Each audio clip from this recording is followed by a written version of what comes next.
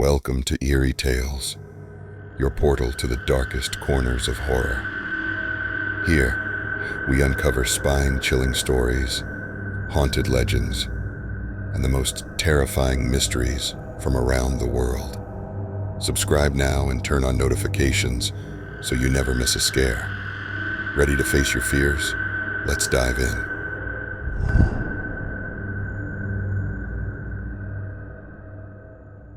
Dr. Ellen Parks had spent her career studying the brain, mapping neural pathways, and exploring the mysteries of memory.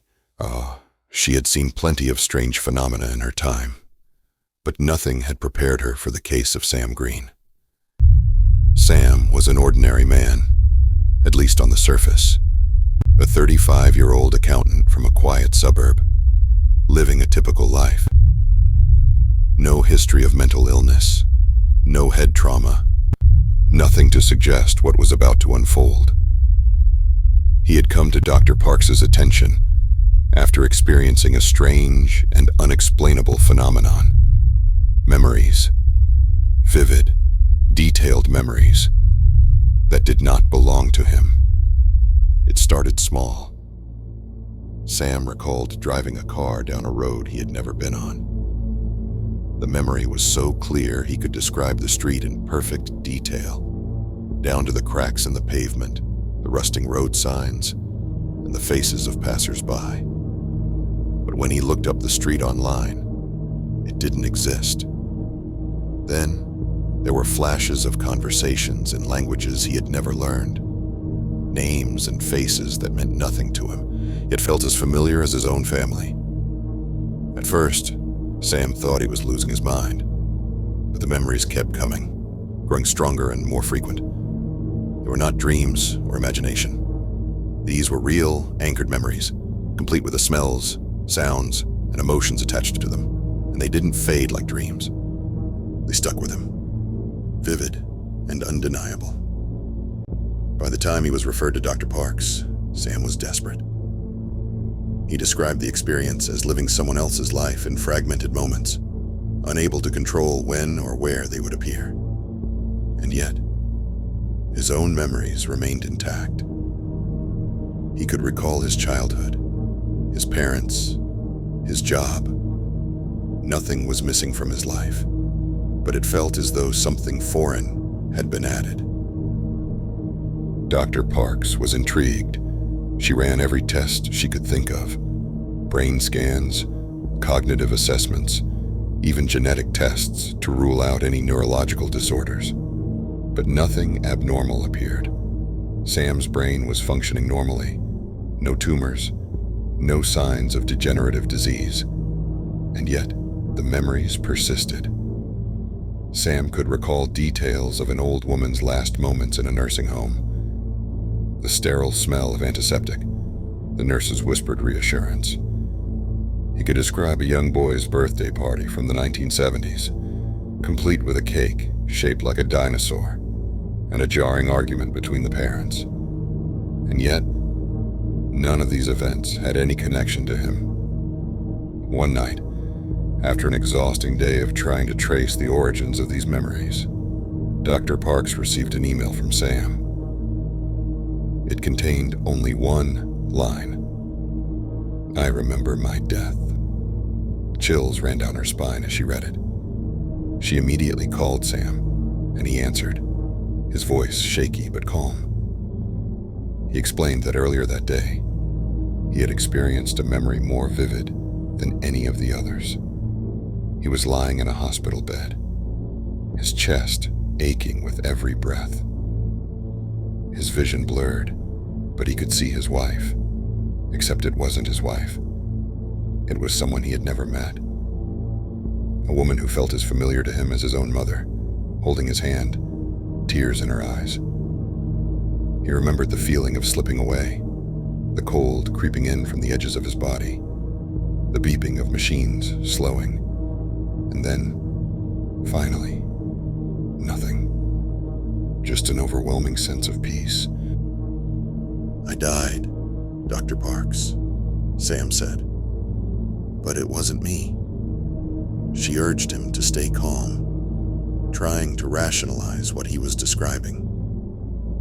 Perhaps it was a hallucination, a fabrication of the mind under stress. But Sam was insistent.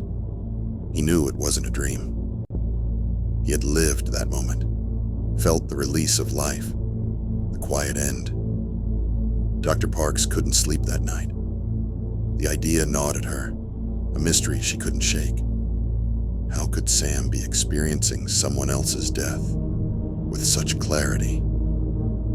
She began to wonder if there was something deeper going on, something beyond the realm of current neurological science. Over the following weeks, Dr. Parks began to dive into fringe theories, those that academia often dismissed. She pored over papers about shared consciousness, the possibility that memories could somehow cross between individuals. Some researchers had speculated that the brain was not merely a storage unit for personal experiences, but a receiver of sorts, tuning into information from other sources, other minds. But there was no evidence, only theories. Then one day, while studying a particularly strange case of cryptomnesia, where people recall memories they never consciously formed, she came across a mention of memory echoes. The idea was that in rare cases, when a person dies, their strongest memories, their most intense experiences, could echo through the collective unconscious, like ripples on a pond. These echoes could be picked up by sensitive minds, especially those in a heightened state of stress or vulnerability. Dr. Parks's mind raced. Could Sam somehow be receiving these echoes? Was he tuning into the final moments of people who had died, their memories living on in some unseen, undetectable way? It seemed impossible, but it was the only explanation that made sense, at least within the context of this bizarre case. She rushed to share her thoughts with Sam, hoping to offer him some form of explanation. But when she called him, there was no answer. She tried again and again, growing more frantic with each unanswered ring. The next morning, she learned that Sam had died in his sleep. No warning, no apparent cause. His heart had simply stopped. The doctors called it sudden cardiac arrest, but Dr. Parks couldn't shake the feeling that something else had happened. As she sat in her office, staring at the notes from her sessions with Sam, a wave of nausea washed over her. She stood up, trying to clear her mind. But as she reached for the door, a memory hit her. It was vivid, visceral, and entirely not her own. She was walking down a dimly lit hallway, her feet dragging across the floor. Her chest felt tight, her breath shallow. She looked down at her hands. They were wrinkled, old, liver spots speckling her skin. She was in a hospital. The sterile scent of disinfectant filled her nostrils. Her legs felt weak, and she sank into a nearby chair. And then, just as quickly as it had come, the memory was gone. Dr. Parks was back in her office, her heart pounding in her chest. But she knew that moment, that feeling. It wasn't hers. It was an echo. And she realized, with a cold, sinking dread, that Sam hadn't just been receiving them. Whatever this phenomenon was, it wasn't isolated to him. It was spreading. She could feel it now, hovering just at the edges of her mind, waiting to consume her too. No one was safe from the echoes, not anymore. Thanks for watching Eerie Tales.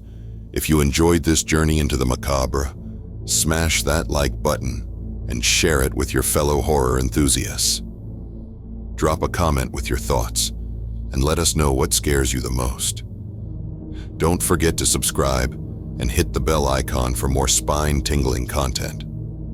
Until next time, stay brave, stay curious, and remember, the darkness is always closer than you think.